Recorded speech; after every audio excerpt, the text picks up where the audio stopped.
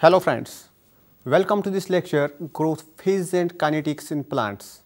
During this lecture, our main objectives will be to discuss the process of plant growth, explicate the mechanism of growth kinetics in plants, study the various phases of growth and development, and lastly, we will be studying the various processes related with plant growth. Let's start with the introduction. The term growth can be defined as a permanent and irreversible change in the size of a cell, organ or whole organism, usually accompanied by an increase in dry weight. Growth in plants mainly occurs by the activity of meristematic cells. The new cells are continuously produced by cell division in a meristem. Apical meristem lies at the apex of every shoot and root, known as root apex and shoot apex respectively. Some plants have intercalary meristems. Grasses, for instance, have such meristems at the bases of internodes. The vascular cambium is another kind of meristem which by its activity causes increase in the girth. The daughter cells derived from cell division in the meristems enlarge and bring about visible changes in the size of the plant. The expanding cell differentiate to form the different tissues and become part of the mature organ. New cells form continuously at the apical meristem. Cells enlarge slowly in the apical meristem and more rapidly in the subapical regions. The resulting increase in cell size can range from several fold to hundredfold, depending on the species and the environmental conditions. Tissue growth is neither uniform nor random. The derivatives of the apical meristems expand in predictable and site-specific ways, and the expansion pattern in these subapical regions largely determine the size and shape of the primary plant body. The total growth of the plant can be thought of as the sum of the local patterns of cell expansion, while the morphogenesis, that is the acquisition of shape or form, is the sum of the patterns of both cell division and cell expansion. Plants are unique multicellular organisms that retain the capacity for unlimited growth, that is an overall increase in size throughout their lives. They are able to do so because they have meristems at specific locations in the body. Meristems are composed of stem cells which perpetuate themselves by cell divisions and also give rise to derivative cells which differentiate along new lines. As a result of meristematic activity, fresh tissues and organs are formed and the plant continues to grow in height and in many cases girth throughout its life. This form of growth in plants is called open form of growth. The advantage of this type of growth for organisms that are rooted but subject to predation are immediately obvious. Plant meristems can be classified on the basis of location. Based on this, three main different types of meristems have been reported. Number one is the apical meristem. It's located at or near the tip of shoot or root and are called shoot and root apical meristems. They are responsible for primary growth, including elongation, growth of these organs. Initiation of growth is by one or more cells situated at the tip of the organ which maintain their individuality and position are known as apical initials or apical cells. Number second, we have the lateral meristems.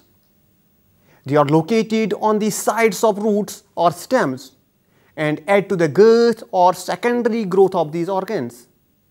Vascular cambium and cork cambium are the examples of lateral meristems. Lateral meristems are composed of initials that divide periclinally. And lastly, we have intercalary meristem. Intercalary meristem typically occurs intercalated between mature regions as at the bases of grass leaves. However, in a broader sense, they can be considered to occur at the bases of leaf primordia and above the nodes in stems of nearly all plants and add to the elongation growth of these organs. In addition to these three types, meristems are also classified as indeterminate and determinate. Shoots and root apical meristems and vascular cambium remain active throughout the plant life. Hence, they are referred to as indeterminate meristems. In contrast, meristems involved in the leaf and flower development are active only for a short time and are used up in the formation of these organs. They are called determinate meristems. After having discussed about the growth and its different means, let's discuss about the phases of plant growth. There are three types of growth, with cell division, enlargement, and lastly the maturation. Let's take the cell division first. A cell is metabolically highly active at the time of cell division. Its cellular mass increases and a replication of genetic material takes place. Growth as a result of division is based on mitotic cell division.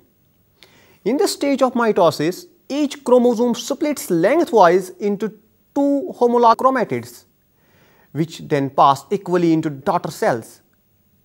Certain cell organelles with chloroplasts and mitochondria apparently duplicate themselves. As a result of division, each of the two daughter cells is only half the size of the plant cell. These cells then proceed to enlarge and synthesize their own cytoplasm and cell wall material. Now, after cell division, cell enlargement takes place, and it is before the cell maturation. The cells increase in size mainly due to vacuolation, that's by the absorption of water. A big central vacuole appears which pushes cytoplasm to be limited to a thin boundary layer against the cell wall. The new cell wall material is synthesized to cope with the enlargement. It appears that cell enlargement due to vacuolation is governed by osmosis. In addition, synthesis of new cytoplasm and cell wall material also accompanies the cell enlargement. Then after cell enlargement, cell differentiation is followed and leads to the development of specialized mature tissues. For example, the meristematic cells of leaf epidermis differentiate to form guard cells, trichomes, glands or epidermal cells. The differentiation and maturation of various kinds of cells depend on the number of internal, external, nutritional, genetic and hormonal factors. Thus, it is the final differentiation process in biological systems such as the final ripening of a seed or the attainment of full functional capacity by a cell, a tissue or an organ. After finishing with growth and the different phases of growth, let's move to the growth kinetics. Growth kinetics is actually the study of the growth and development of one part of an organism in relation to another. Many growth phenomena in nature exhibit a logarithmic or exponential increase. The size, mass or number increases by a constant similar to simple compound interest. Now, first let's take the absolute growth rate. If you plot growth, that size, mass or number versus time, a constant increase in the growth curve is obtained. If you calculate the slope between any two times, you get the absolute growth rate, which is the change in actual growth over time. You get a different slope, hence different AGRs for each pair of times chosen to calculate the slope. Next, we have relative growth rate. If you plot the logarithm of growth, that size, mass or number versus time, a linear line is obtained. If you calculate the slope of the line, you get the relative growth rate, which is the change in growth, relative growth over time. Since the line is linear, you get the same RGR regardless of which time interval chosen to calculate the slope. And next we have the sigmoidal growth curve. Exponential growth can never be sustained indefinitely. Eventually substrates are depleted, the population exceeds the area available, tissues or individuals begin to die. and so on and so forth, which decreases the growth rate. Growth may still increase, but at a reduced rate. It may reach a steady state or growth may begin to decrease. If you plot long-term growth versus time, you get the classical sigmoidal growth curve. If you plot the logarithm of the sigmoidal growth curve, you get a linear line during the exponential phase, after which the curve decreases over time. Thus, three main phases of growth are seen in the sigmoidal growth of plants, with lag phase, log phase, and stationary phase. Let's first take the lag phase. This is the longest of all the growth phases. During this phase, there is little or no cell growth. In a state of growth, the cells are busy replicating various proteins and DNA in preparation for the next phase. The cells are not shut down during the lag phase. They are very active metabolically, but are not getting any bigger. The lag phase is followed by the log phase, is also called as logarithmic phase. In this phase, the cells become extremely active and begin the process of dividing. Every chemical in the cell is being replicated in anticipation of the cell division. The log phase gets its name from logarithmic phase, which roughly means that there is massive growth. It is a period characterized by cell doubling. The number of new cells appearing per unit time is proportional to the present population. If growth is not limited, doubling will continue at a constant rate so that both the number of cells and the rate of the population increase doubles with each consecutive time period. For this type of exponential growth, plotting the natural logarithm of cell number against time produces a straight line. The slope of this line is the specific growth rate of the organism, which is a measure of the number of divisions per cell per unit time. After log phase, last phase we have to discuss is the stationary phase.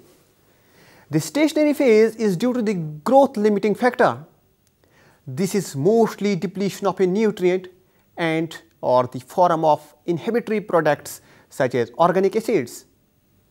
A widespread explanation is that the stationary phase results from a situation in which growth rate and death rate have the same value.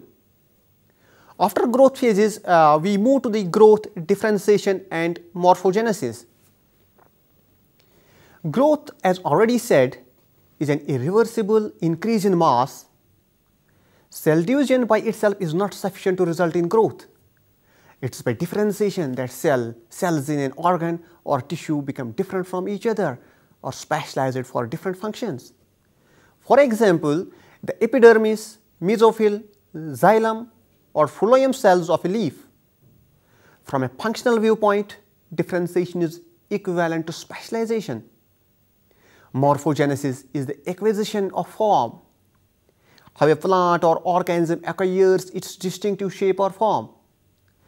Because plant cells generally are fixed in relation to each other and they are cemented by the cell wall, morphogenesis in plants is essentially a function of planes of cell division and direction of cell growth.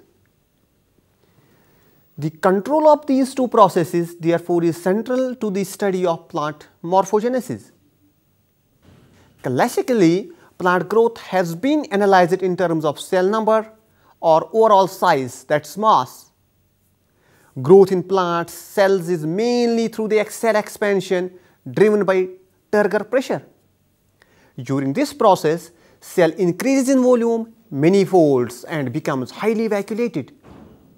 Growth in plants can be measured in terms of number 1, increase in length or girth, number 2, increase in pressure dry weight, number 3, increase in area or volume, and number 4 is the increase in number of cells produced. However, size is the only reliable criterion that may be used to measure growth. For example, growth can be measured in terms of change in fresh mass, that is the weight of the living tissue, over a particular period of time. However, the fresh weight of the plants growing in soil fluctuates in response to changes in the water stats. So this may be a poor indicator of actual growth. In these cases, a measurement of dry weight are often more appropriate. Cell number is a common and convenient parameter to measure the growth of unicellular organisms. But in multicellular organisms, cells can divide in absence of an increase in volume. For example, during the early stages of embryogenesis, the zygote subdivides into progressively smaller cells with no net increase in the size of the embryo.